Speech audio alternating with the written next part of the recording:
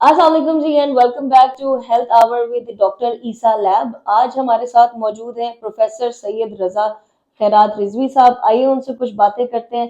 He is the expert for neurology from more than a decade now. आइए उनसे कुछ बातें करते हैं। अस्सलाम वालेकुम। वालेकुम अस्सलाम। सर कैसे हैं? I am fine, thank you.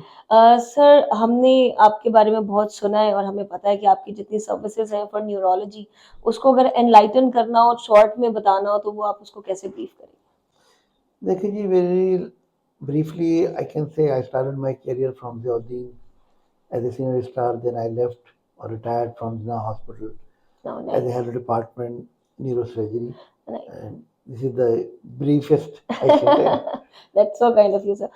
Sir अगर हम बात करते हैं न्यूरो की, तो आई बिलीव कि जो हेड इंजरीज डेली बेसिस के ऊपर एक्सीडेंटल आ रही होती हैं, उसको आप कैसे टिकर करते हैं?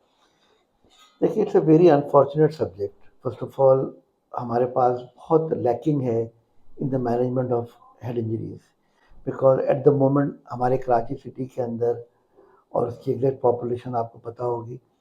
हमारे पास दो वर्किंग पब्लिक सेक्टर में सेटअप्स हैं। एक हमारा Jinnah hospital and the other one is civil hospital.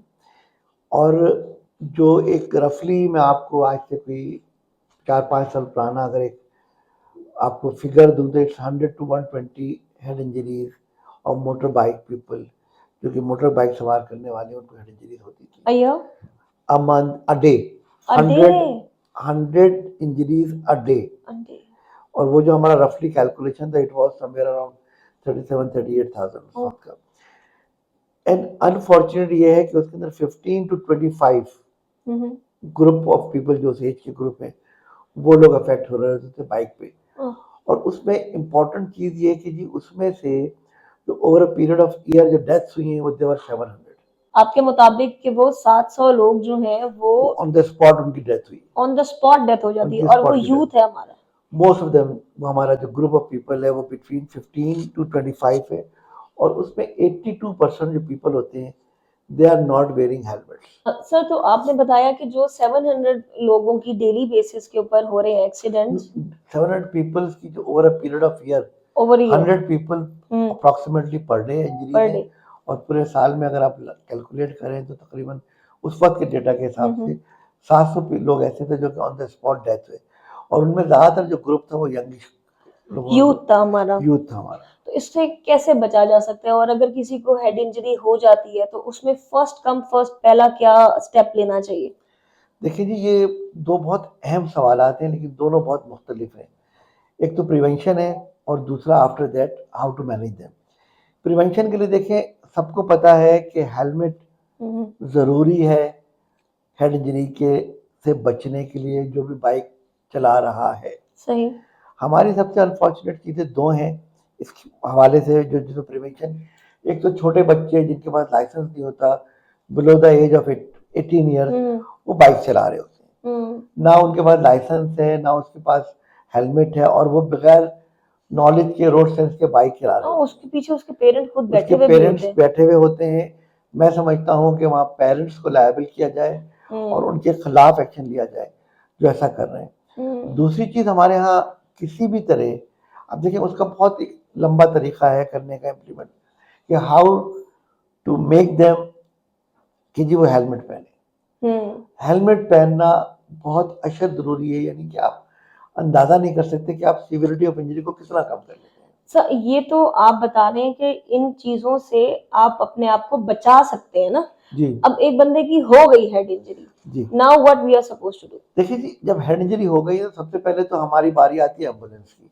वही। हमारी एम्बुलेंसेस का हाल जो है अनफॉर्चुनेटली बहुत बुरा है। लोग सर्विस दे रहे हैं, मैं उनकी सर्विस को अप्रिशिएट करता हूँ, लेकिन प्रॉपर हैंडलिंग नहीं है। देखिए, सबसे पहले हमें हेल्प उसके अंदर नेक को होल्ड करना चाहिए, सही है। बिकॉज कोई भी इंजरी होती है मोटर बाइक की या कोई भी राह चलते बंदे की इंजरी हो रही है, तो उसमें नेक की चोट भी बेहोशी और सांस रुक सकती है उसकी वजह से। तो फर्स्ट ऑफ ऑल हमें नेक को होल्ड करके प्रॉपर ट्रांसपोर्टेशन और कम से कम ऑक्सीजन लगा दी जाए, और कोशिश करके मरीज को करवट से लिटाया जाए, ताकि वो उल्टी करके एस्पिरेट ना करे। क्योंकि चोट लगने के बाद ये जो सबसे अहम चीज़ होती है, तो नाक से ब्लड आना शुरू हो जाता है, जो कि अंदर चला जाता है फेफड़ों में भी और हाथों में भी, और वोमिट करके वो फेफड़ों में जाने का खतरा होता है, क्योंकि वो सेमी कॉन्शियस होता है इनिशियल स्टेज पे। उससे बचने के लिए, उसे बचाने के लिए हमें उसको लेटल करना होता है, सही है। ठीक है। और एम्बुलेंस में ऑक्सीजन हो और ऑक्सीजन लगा के मरीज को पहुंचाया जाए। फर्स्ट आवर को हम ट्रीट करते हैं एज ए गोल्डन आवर। लेकिन अनफॉर्चुनेट ये है कि एक पेशेंट का अगर सुपर हाईवे पे एक्सीडेंट हो रहा है सही। तो उसको रश करते हुए जिला अस्पताल तक या सिविल अस्पताल तक पहुंचना है। There is no medical centre in public sector जो कि वहाँ उन मरीजों को कैटर किया जाए। वो सीधे आगे रवाना कर देते, आगे ले जाओ, जिना तक चले जाओ। अब बासी में अनफॉर्चुनेट अभी न्यूरो सर्जरी का यूनिट वर्किंग नहीं है, तो मैं इस लिहाज से कहता हूँ कि neuro surgery is a very very neglected subject. इस पे पब्लिक सेक्टर में भी हमारे डोनर्स प्रोविंशियल लेवल पे और सेंट्रल लेवल पे जो डोनर्स हैं, एनजीओ हैं, उनका भी इस पे रुझान कम है। मैं अप्रिशिएट करता हूँ उनकी एफर्ट्स को। बहुत बड़े प्रोजेक्ट्स हैं, लाइक आप SIUT बना हुआ है, इंटरेस्ट वाले काम कर रहे हैं, और बहुत सारे इदारे जो कि एनजीओ चला रही हैं। I appreciate their services, but why the neuro surgery is neglected. सही।